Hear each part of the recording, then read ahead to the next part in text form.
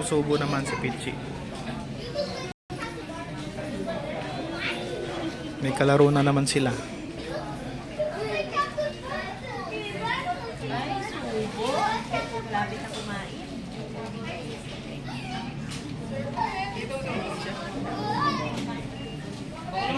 Uy, linaw ng camera ko.